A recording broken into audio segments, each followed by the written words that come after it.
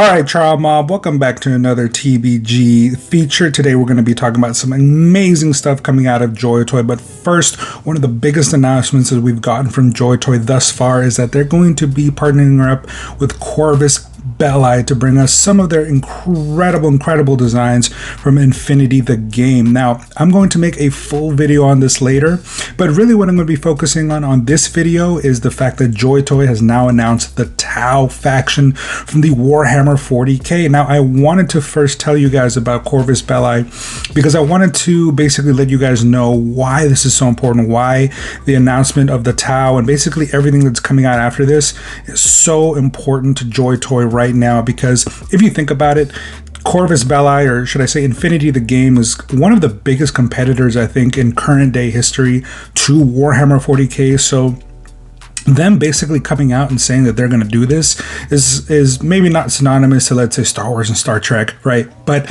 there's a lot going on here that could cannibalize sales, and it's obvious that they're trying to kind of run it up. So what we're talking about today is the Tau, and that's what we're getting here. We're getting some incredible pieces from the Tau faction, and there's a reason why this is so important, because really it is. Now, if you guys remember, they came out with the Krieg soldiers not too long ago, and one of the things that I said during my Krieg webinar was basically that I wanted the Krieg to be cheap, accessible, and one of their best, simplest figures in order to get the masses into this. And a lot of people agreed with me. A lot of people said, yes, this needs to be something that's not inexpensive, that I can buy a butt ton of them, and that they can be basically scaled correctly so that even if I don't buy the Space Marines, even if I don't want these big hulking figures, I can buy 10, 20, however many I want of the Krieg soldiers. But that's not what we ended up getting with those figures, and it's quite the shame.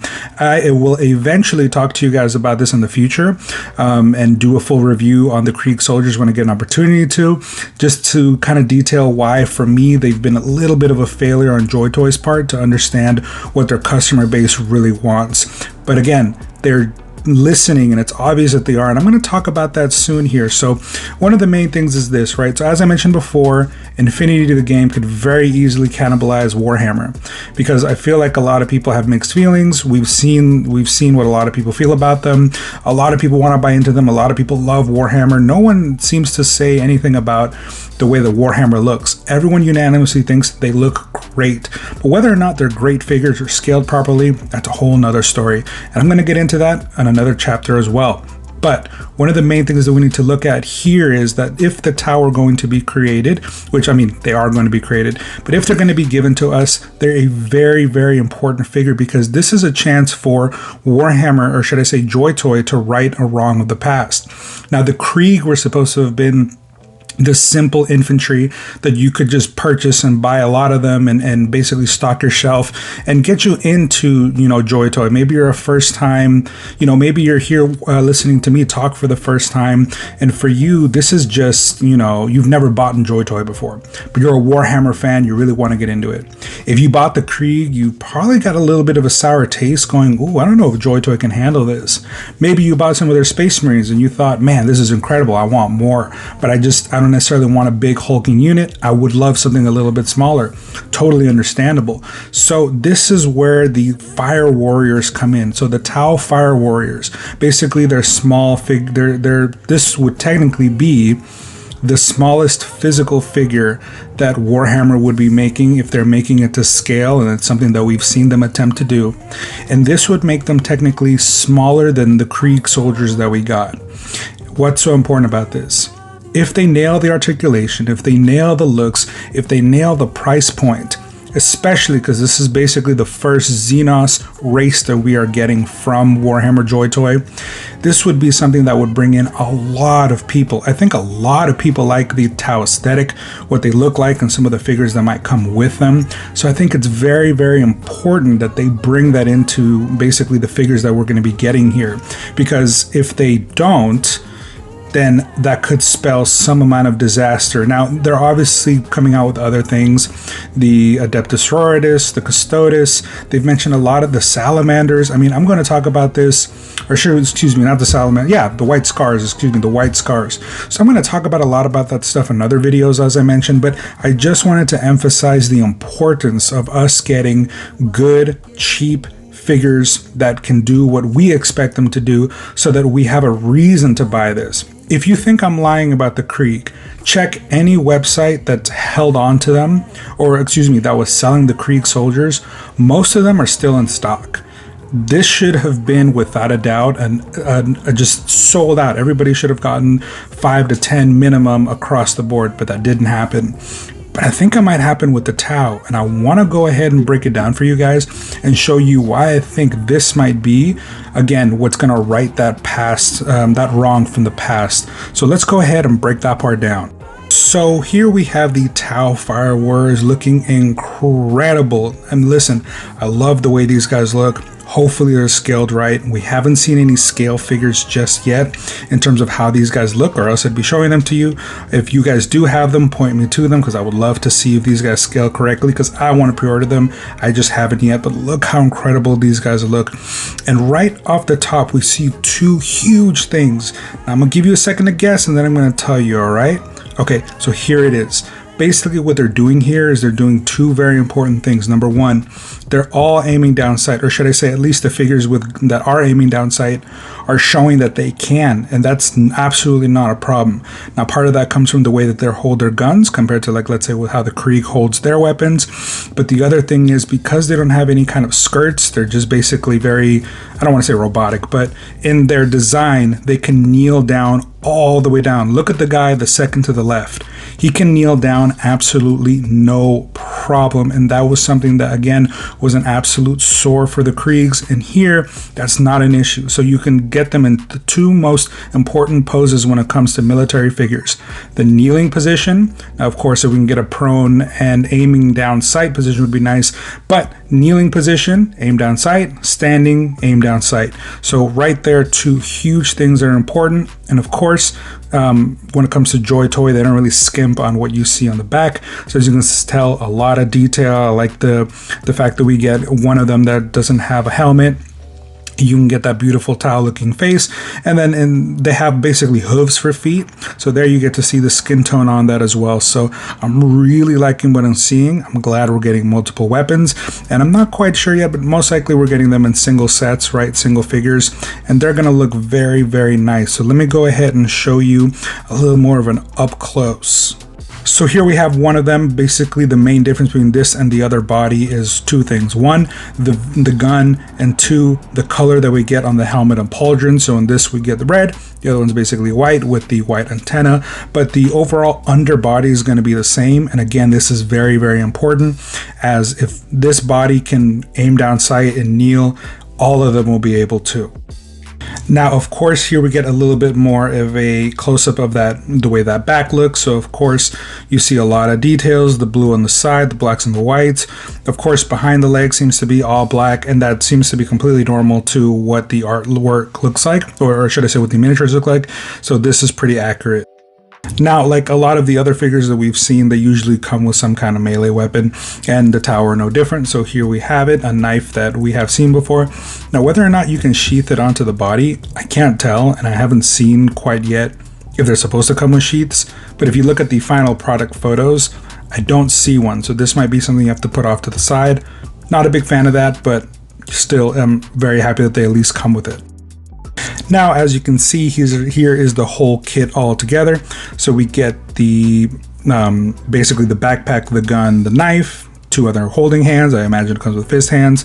I'm not quite understanding what that's supposed to be. I guess it's the upper thigh armor that we're seeing, and then one of the gauntlets that they're supposed to be wearing, probably for some kind of communication. So really cool looking.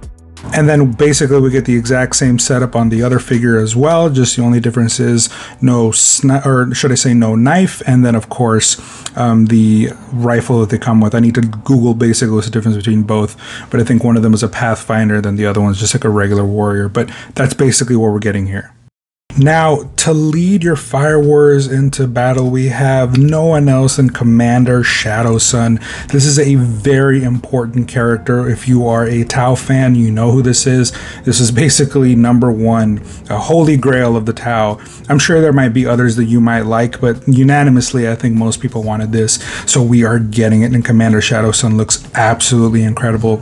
And what's really nice about it is that, yes, it's a big mech suit, right? This is probably going to be a bit bigger than your normal Space Marine, but it's still going to have that Tau face in there and just all the goodness of the design that comes from Tau. Like I said, a lot of people are big fans of them just for their overall design. They mirror their mechs a lot, and their mechs look incredible. And again, this is one of those that kind of melds both of them. What else do you really want?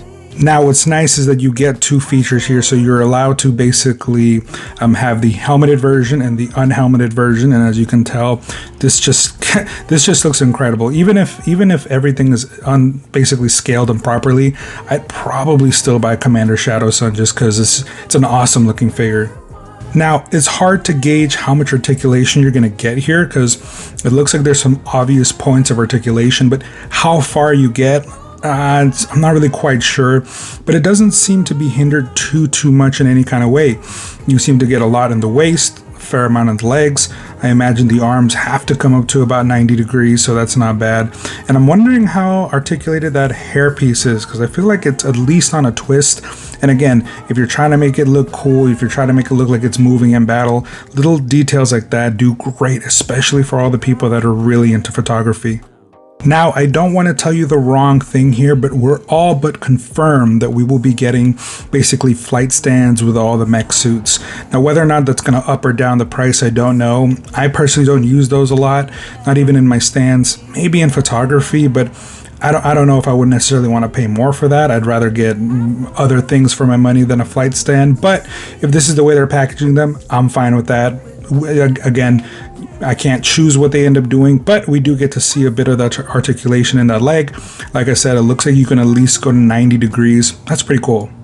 Now, flipping over to the back, I normally make commentary on how good Joytoy does when they don't skip on any details on the back.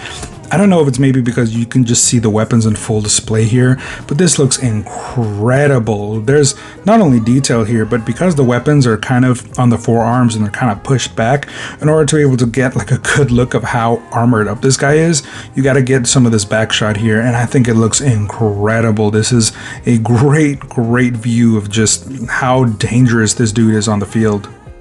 Commander Shadowsun basically is going to come as you see them. Helmet, it looks like 3 different hands, and what looks like a pistol, I'm going to say, which I think is kind of funny considering how small that pistol is compared to just how big the rest of the figure is. I feel like a normal Tau figure would be holding that gun, not Commander Shadowsun, but hey, I'm glad to get some extra weaponry that I could potentially put on a Fire Warrior. Now, switching over, we have the XV8 Crisis Battlesuit. I think these things have a great name to them. We're basically getting 2 different versions. This one right here with the Gatling gun, and the other one with the more traditional, I guess you can say, blaster gun. Not too many differences between them other than basically the color. We're going to go ahead and take a few photos of them. Now, just as Commander Shadowsun, basically we're going to be getting a flight suit with these guys as well. And the articulation on this one seems a little bit more basic. I imagine the legs get to about 90. The arms, I'm not quite sure what's happening here, if they bend at all or what's going on here, but these are supposed to be more like mechs. I know they're called battle suits. Whether or not there's a Tau in there, I do not think so. They're also a little bit tinier than Commander Shadowsun, so that's something to know. And in switching to the other Crisis Battlesuit, as you can tell, the head actually does look, I think, a little bit different, and then it's got the red on the right. And then, of course, the flight stand in the back, and to top it off, this guy actually has 2 of those blasters, 1 on each arm, so it is a little bit different in that sense. I appreciate what I'm seeing. Alright, Tribe Mob, so there you have it. So as Joytoy gets prepared to launch its next biggest IP, which is Infinity the game. Well, it's not their own IP, but you get what I mean. As they get ready to launch that whole new title that could very well go to war with their sales of Warhammer Joytoy stuff, we get what is, I think, one of the biggest releases so far, which is the Tau. As mentioned, there's other stuff coming along, and I will be making videos about it, and I will be talking about it, but this is very important, again, because unlike everything else, I feel like this has, again, one of the main things that a company like this needs to be able to make money off of, and that's just nice, cheap, greatly made, basically infantry units. Yes, the Crisis Battlesuits are cool. Yes, Commander Shadowsun is awesome, but most people are going to buy 1. Customizers are probably going to buy 3. Taobao, I think, is that other company that buys like 20 of them. So, but that's one off. So what you want to do is be able to make figures that, again, are just going to sell in mass. And the Fire Warriors are exactly what I think Joytoy needs now to be able to get newcomers into the fray, to do basically war within its own company against Infinity, the game. So we'll see what exactly they'll do in the long run, but I love what's happening. I love what we're getting, and I'm hoping, again, hoping that pricing, scaling, and just the overall quality of the Fire Warriors, specifically as Fire Warriors, are going to be incredible. Now, if you guys like this content, if you like this 118 stuff, if you like Warhammer 40k, Infinity of the game, please like, comment, and subscribe. I'm going to be buying a lot of this. I'm going to be doing reviews and content on a lot of this stuff. I'm going to have shorts coming up. I have a lot of things coming your guys' way. So if you guys would like, please, again, like, comment, and subscribe, as it helps me grow. It helps me be able to get more attention of some of these bigger brands, and maybe we'll have our voices heard with what it is that we as a community want from these action figures that we pour so much money into it. But until the next one.